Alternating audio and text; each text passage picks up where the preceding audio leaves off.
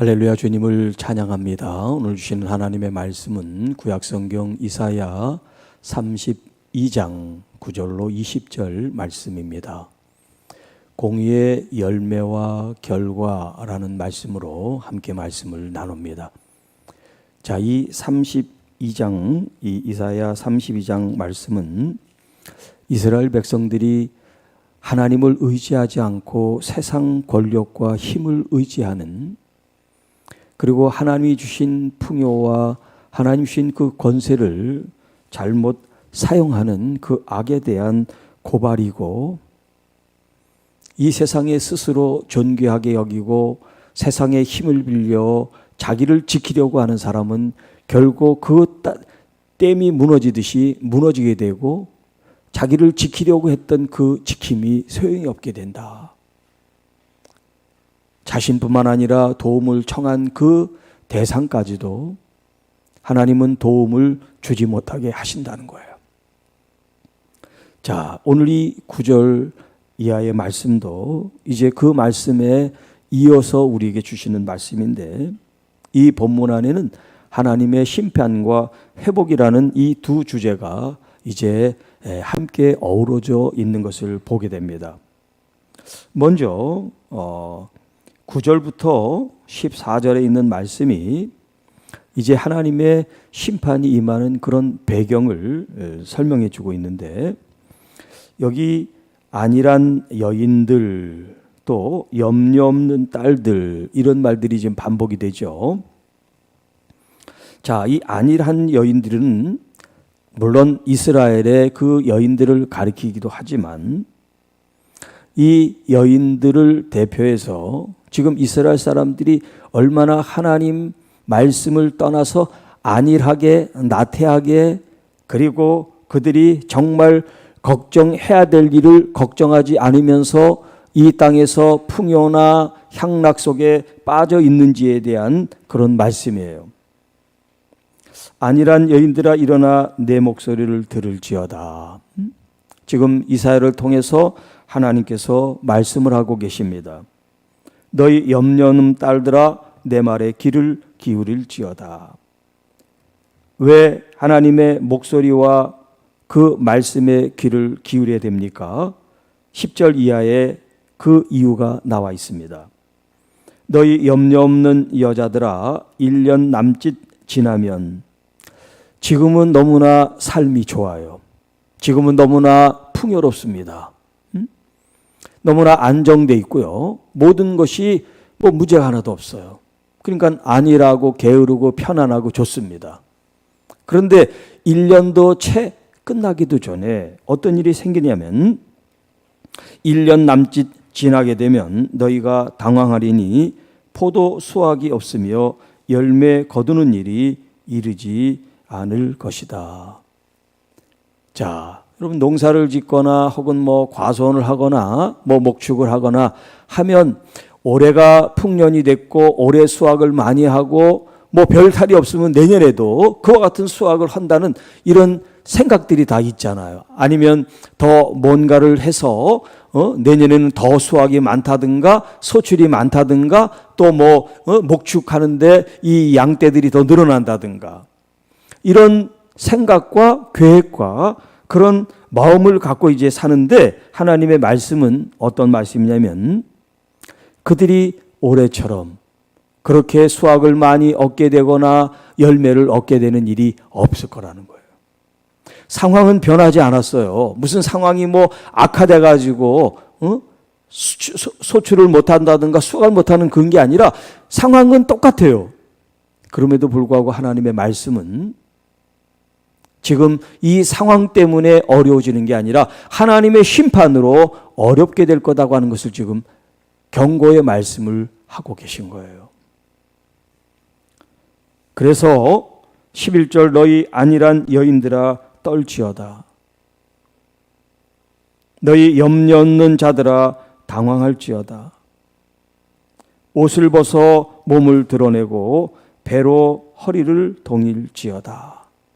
자, 여기 이제 옷을 벗으라는 건 뭐냐면, 지금 이 여자들이 이 추수 때가 되면 너무나 기뻐서, 이 추수의 기쁨 때문에 추수를 뭐 하루 이틀 하는 게 아니라 몇 날 며칠 기간을 가지고 하기 때문에 이 여인들이 이 추수 때가 되면 막 춤을 추고 이렇게 좀 흥겹게 지내는 어떤 그런 풍습이 있나 봐요. 그러니까 하나님께서 여기 지금 옷을 벗으라고 하는 것은 뭐냐면 너희들의 그런 기쁨과 즐거움과 이런 어떤 이 쾌락 속에 있는 것들을 벗어버리고 배로 허리를 동이라는 것은 뭐냐면 이스라엘 백성들에게 이 배로 허리를 동이라는 것은 회개의 자세를 가져라는 거예요. 회개.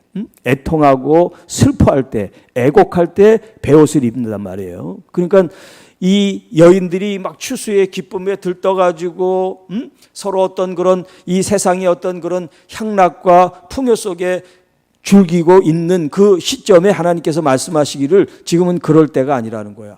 너희들이 거둘 소출이 없고 열매가 없다는 거예요.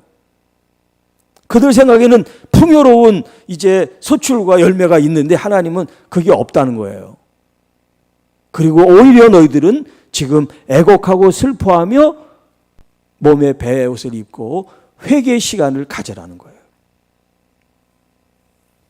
그들은 좋은 밭으로 인하여 열매 많은 포도나무로 인하여 가슴을 치게 될 것이다. 자기들이 생각할 때 좋은 밭에서 좋은 열매를 얻기를 원하는데 그들은 지금 그러지 못한단 말이에요. 그런데 다른 사람들, 다른 민족들을 보면 풍요롭게 좋은 열매, 좋은 소출을 얻는단 말이에요. 우리도 똑같은 상황인데 왜 우리만 이런 어려움을 겪나 하고 가슴을 치고 속상해할 날이 있을 거라는 거예요. 내 백성의 땅에, 하나님의 백성, 이스라엘 백성들의 그 땅을 가리키죠. 이스라엘 그 땅에 가시와 찔레가 나며, 여러분 하나님의 백성들이 있는 그 땅은 하나님이 축복하신 땅이고 불리기를 적과 꿀이 흐르는 풍요의 상징인 땅이란 말이에요. 물론 그 토양 자체가 아주 옥토는 아니에요. 그러나 하나님께서 함께 하심으로 말미암아 황무지가 개간이 돼서 옥토가 되는 것처럼 하나님께서 함께 하시면 그들에게 소출이 늘어나고 곡식이 늘어나고 삶의 풍요가 있게 된단 말이에요. 그런데 그 땅이 어떻게 됐어요? 지금 가시와 찔레가 나고 희락의 성읍 기뻐하는 모든 집에 이제 기쁨이 아니라 슬픔과 애통과 애곡과 눈물이 가득하게 될 것이다. 하나님께서는 하나님의 자녀 또 하나님의 교회, 하나님의 성도들을 하나님이 복을 주신단 말이에요. 그런데 그 복을 누리지 못하고 슬픔과 애통과 아픔 속에 있게 된다는 거예요. 하나님께서도 비극이고 우리들 자신에게도 비극이란 말이죠. 하나님 우리에게 복을 주시기를 원하고 잘 되게 해 주시기를 원하는데 왜 이런 일이 생기냔 말이에요.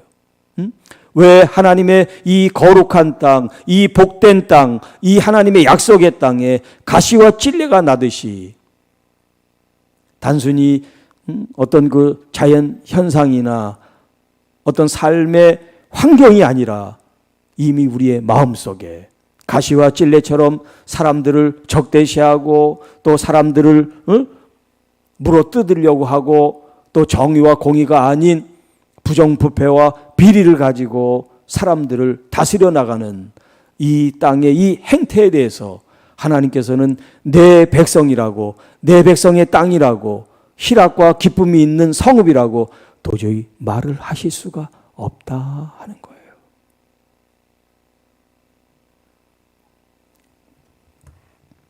뿐만 아니라 궁궐이, 왕들이 거하는 궁궐, 궁전도 폐허가 되게 했고, 인구가 많던 것들은 전쟁으로 사람들이 죽어나가서 사람이 없는 적막한 땅이 될 것이다.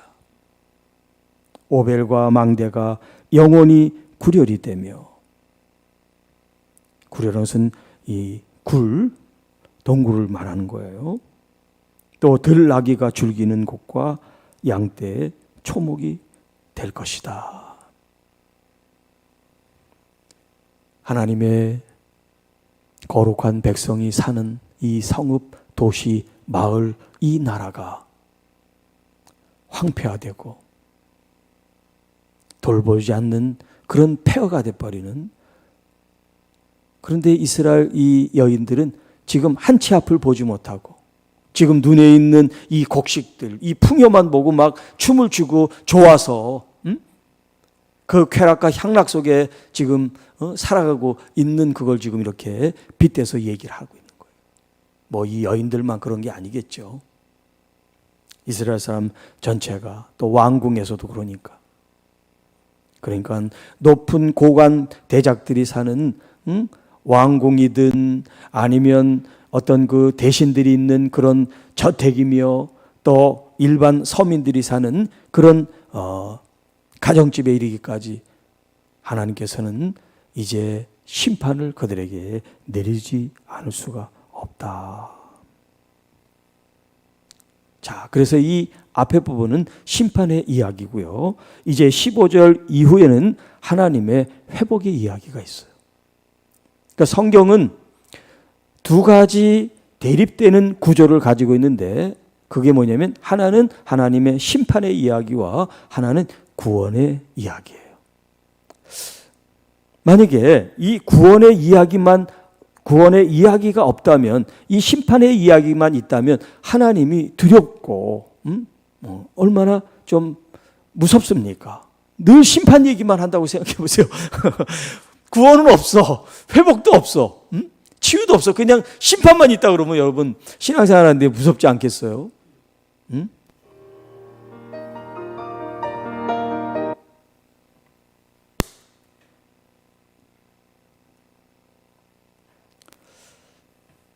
그렇겠죠. 그런데 이 성경은 심판만 이야기하지 않고 회복과 구원을 말씀하신단 말이에요.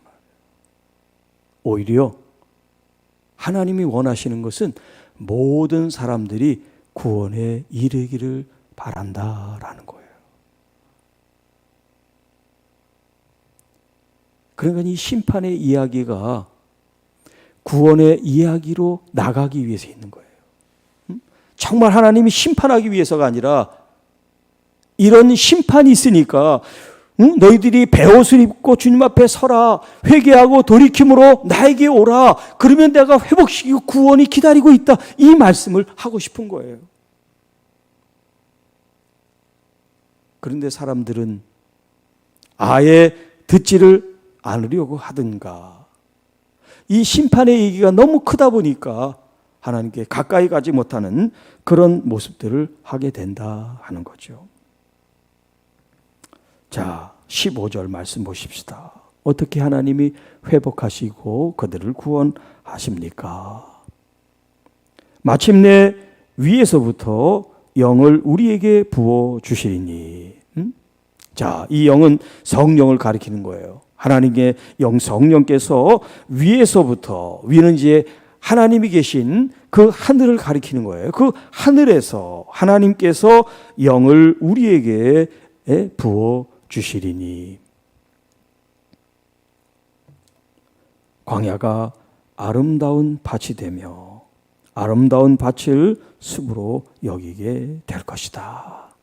자, 이렇게 전쟁과 또 기근과 또 가뭄과 뭐 여러 가지 이제 자연 어떤 그런 재해와 하나님의 심판의 어떤 이제 역사가 지나가고 내면 그 때가 마침내 하나님께서 우리를 구원하실 그 때, 마침내 그 때가 되면 하나님께서 성령을 우리에게 보내주셔서 성령으로 충만하게 되면 이 땅의 황무지, 이런 광야가 이제 아름다운 밭으로, 땅으로 변화가 돼서 거기서 많은 열매들을 얻게 될 것이라.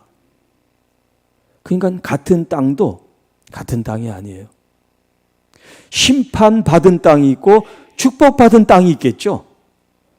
마치 모세가 서 있는 그 땅을 하나님께서 거룩하게 여긴 땅이라고 하신 것처럼 여러분, 여러분의 사는 삶의 터전이 하나님의 복이 있는 터전이 되시기를 축복합니다.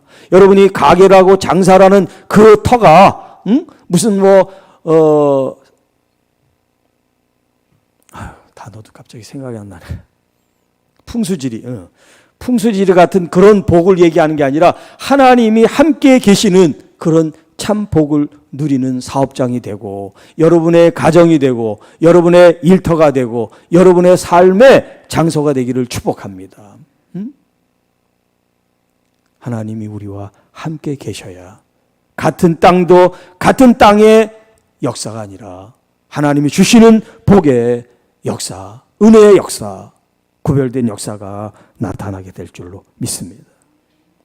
자, 그래서 그때 정의가 광야에 거하며 공의가 아름다운 밭에 거하리니, 여기 이제 17절에도 이어집니다만 공의라는 말과 정의라는 말이 이렇게 나오죠. 공의와 정의. 이제 구약 성경에 보면 공의와 정의가 같이 이렇게 영어로 원 페어, 같은 짝으로, 신발이 하나만 있지 않고 두 개가 같은 짝이죠. 이걸 페어라 그러는데, 이 공의와 정의라는 게 따로 있지 않고 같이 이렇게 붙어서 우리에게 이제 말씀을 주고 계신데, 자, 이 공의라고 하는 것은 우리가 이제 보통 말하는 의, 우리 이제 그 마태복음 5장에 의 얘기할 때 의가 바로 여기 공의, 그 의예요.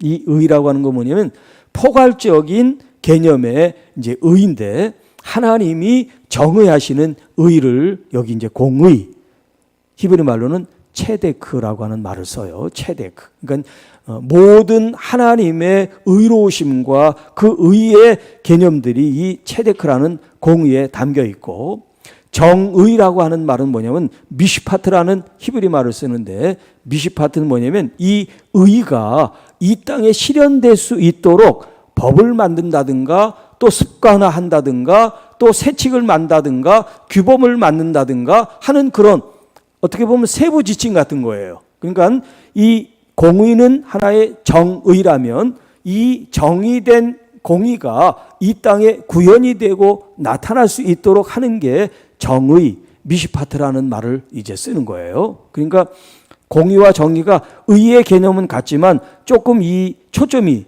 방향이 좀 달라요. 그러니까 공의하면 이건 큰 개념이고, 정의하면 그 큰 개념의 이제 세부적인 어떤 법조항도 될 수 있고 또 조문도 될 수 있고 규칙도 될 수 있는 그런 게 이제 정의, 미시파트라고 이제 얘기를 합니다.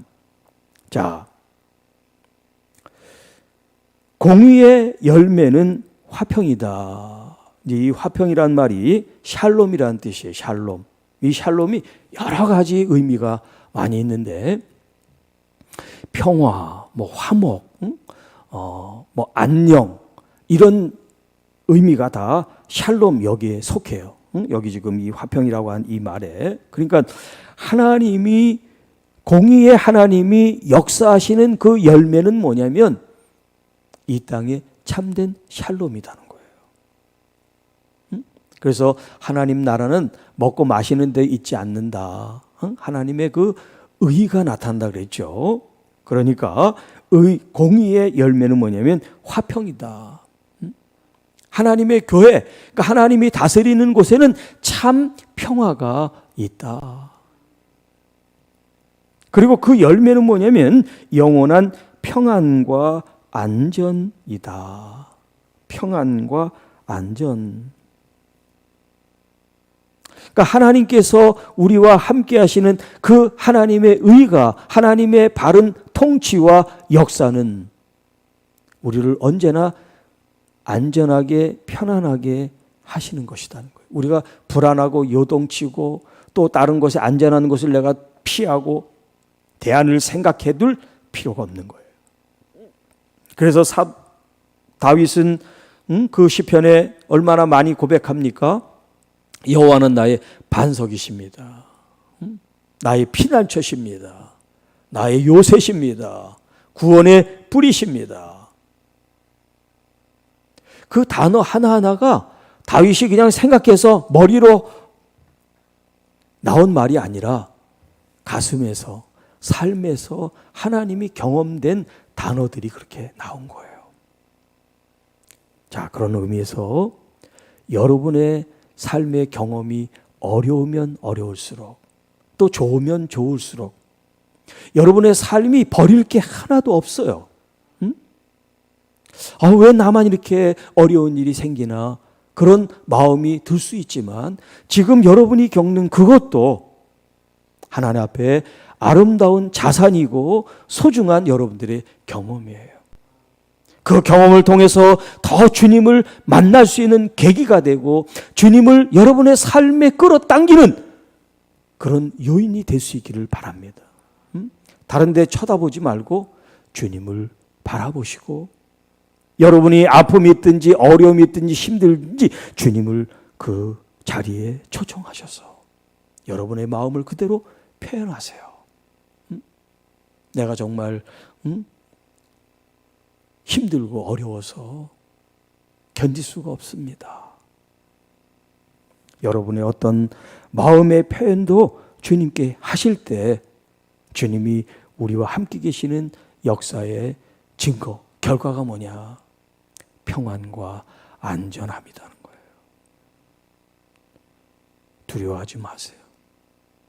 염려하지 마세요. 주님이 여러분과 나와 함께 계십니다. 여러분, 믿음이 뭐예요? 우리가 그것을 믿는 거예요. 우리가 보통 나는 세상에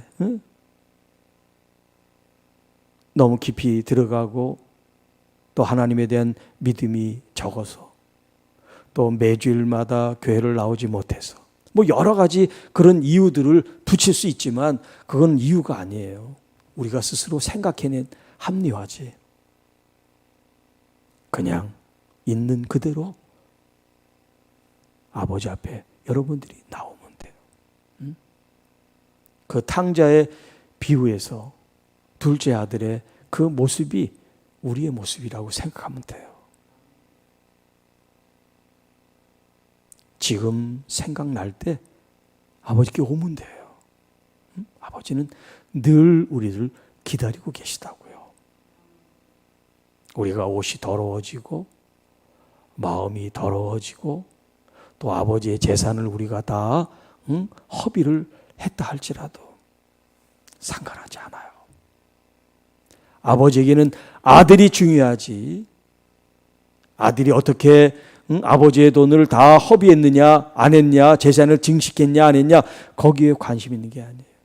여러분 자신에게 관심이 있으세요. 그게 아버지지. 그게 진짜 아버지죠. 그게 진짜 어머니고요. 잘했냐 못했냐만 따지는 사람은 선생님이지 부모가 아니야. 부모는 물론 잘못하면 잘못에 대한 경고에 어떤 채찍도 들 수 있어야 되지만 때가 있는 거예요.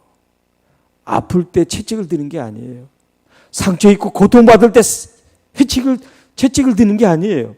그때는 한없는 사랑을 줘서 마음에 참 안식과 평안을 주는 거죠. 그리고 아픔이 회복되고 스스로 깨닫게 돼요. 내 잘못을 내가 알아요. 그때가 기다려주는 게 부모예요. 바로 하나님이 저에게 그렇게 하셨어요. 채찍을 드셨다면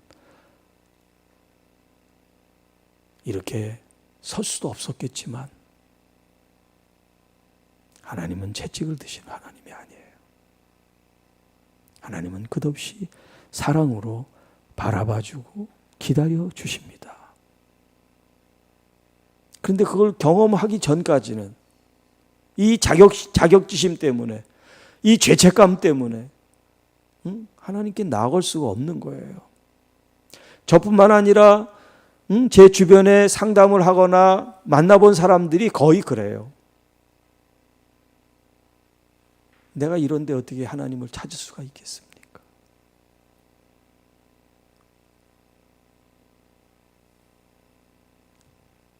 네. 그렇기 때문에 더 찾아야 된다고 얘기를 하고 싶어요.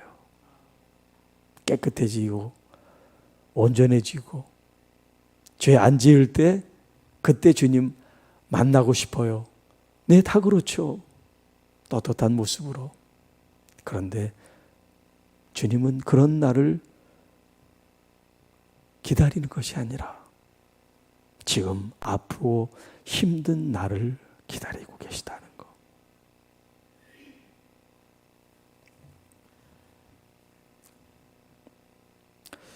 내 백성이 화평한 집과 안전한 거처와 조용히 쉬는 곳에 있으려니와 그 숲은 우박에 상하고 성읍은 파괴되리라.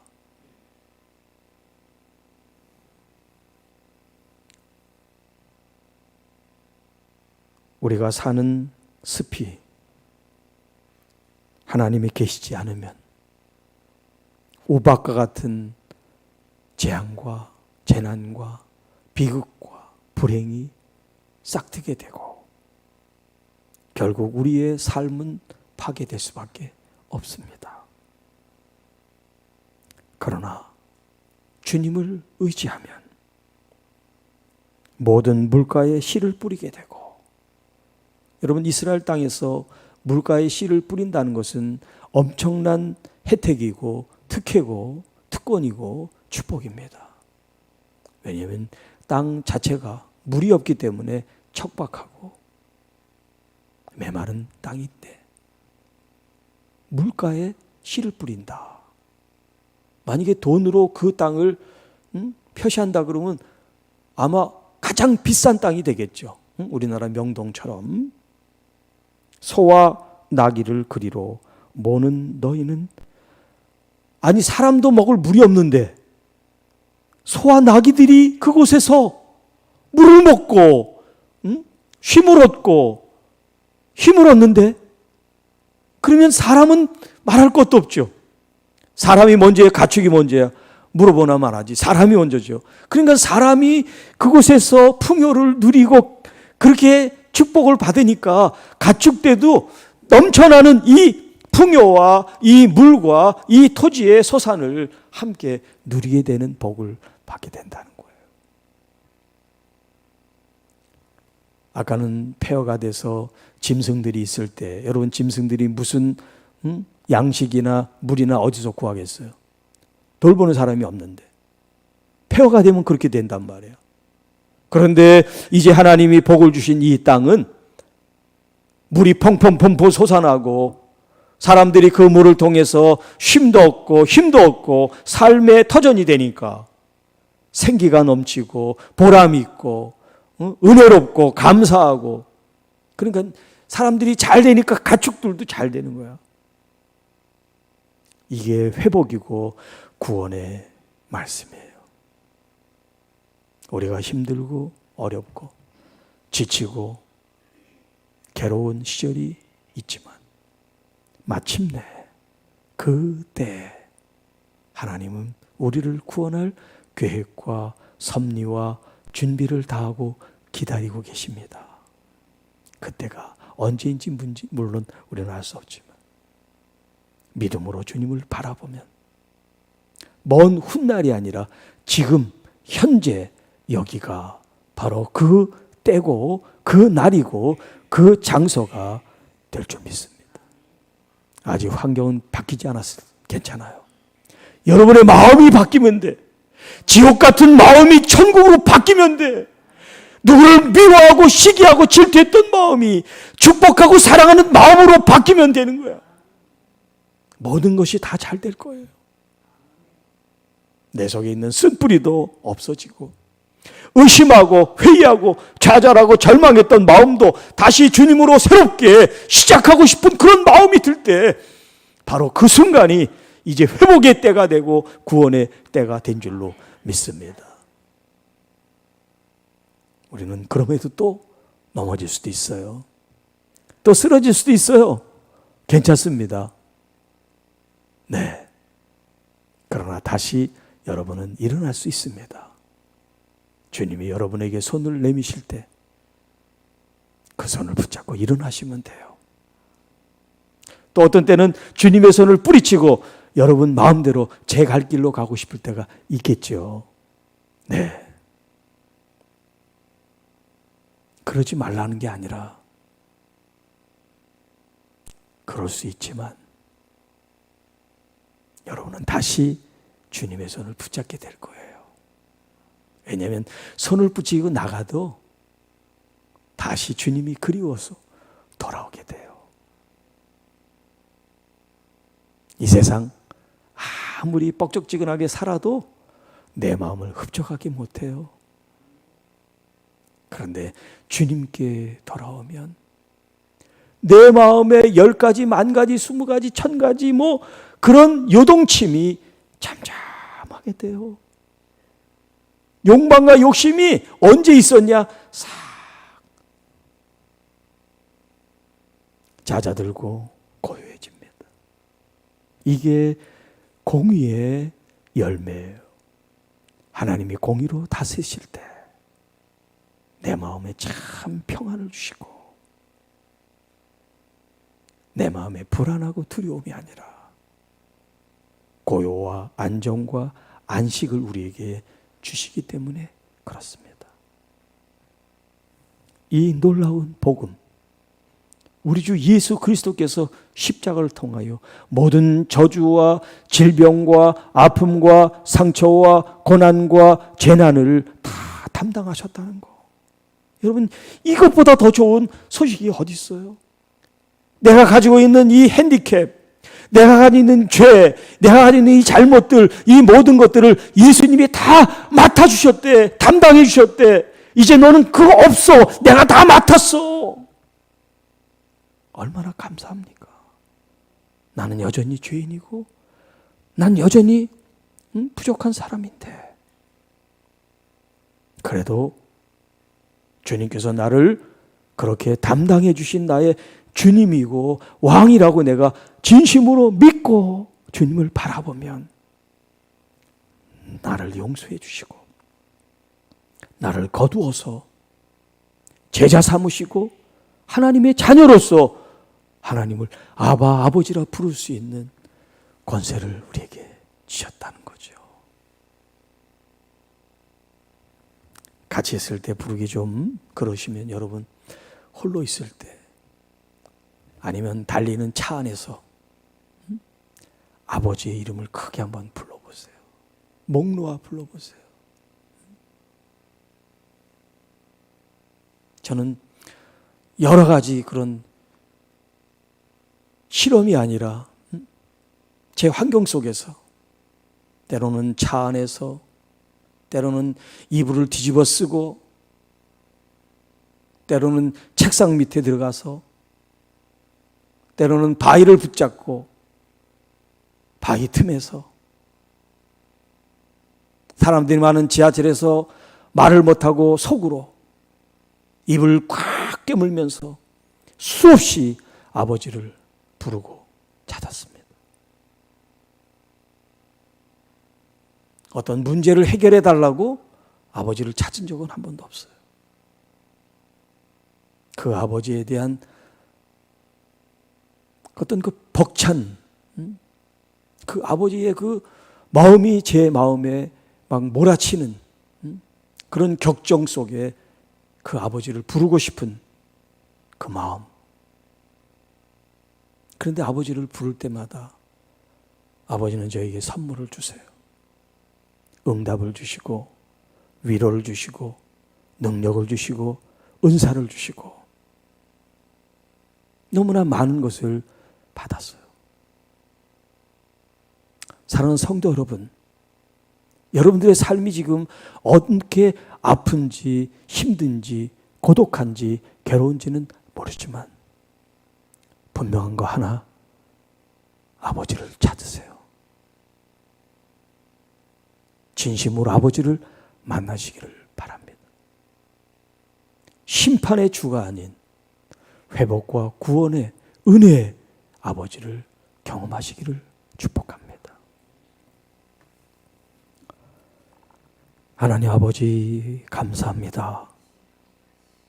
너무나 우리의 삶이 힘들고 아프고 답답하고 갑갑하기 그지 없지만 나를 창조하시고 나를 지으시고 나를 가장 잘 아는 하나님 나의 아버지 앞에 나를 드릴 수 있게 하셔서 아버지의 그 사랑, 아버지의 그 이끌리심, 아버지의 그 은총을 누리는 아버지의 자녀들이 되기를 원합니다. 사랑하는 우리 교우들, 또 이 말씀을 듣는 모든 주의 자녀들 가운데 하나님 함께 해주시옵소서. 아버지로서 아버지의 그 따뜻하심과 아버지의 그 넉넉하시고 온전하신 은혜와 은총을 모두가 누리고 경험할 수 있도록, 그래서 아픔과 상처와 모든 고통으로부터 자유케 되는 은혜를 입게 하옵소서. 우리의 삶의 자리가 어떠하든지 우리 주님을 초청하고 주님을 모시고 사는 믿음의 삶이 되게 하옵소서. 특별히 하나님, 질병과 싸우는 하나님 귀한 자녀들, 특별히 암으로 고통받는 하나님 자녀들을 이 시간 기억하여 주셔서 우리 주님이 주시는 능력으로 일어나 걷게 하여 주시고, 또 사랑하는 우리 범준이 더 하나님의 지혜와 건강으로 하나님의 거룩한 뜻으로 승리하는 귀한 아들 되게 하옵시고, 또 우리 연로하신 어른들 머리부터 발끝까지 특별히 그 척추와 무릎과 관절들 아픔 때문에 걷지 못하고 힘들어하는 하나님의 귀한 자녀들, 하나님께서 그 모든 척추와 또 관절, 골수, 하나님 닳아버린 연골도 다시 생길 수 있도록 성령의 힘으로 살게 하여 주옵소서. 이 모든 말씀 우리를 구원해 주신 우리 구주 예수님의 이름으로 간절히 축복하며 기도하옵나이다. 아멘.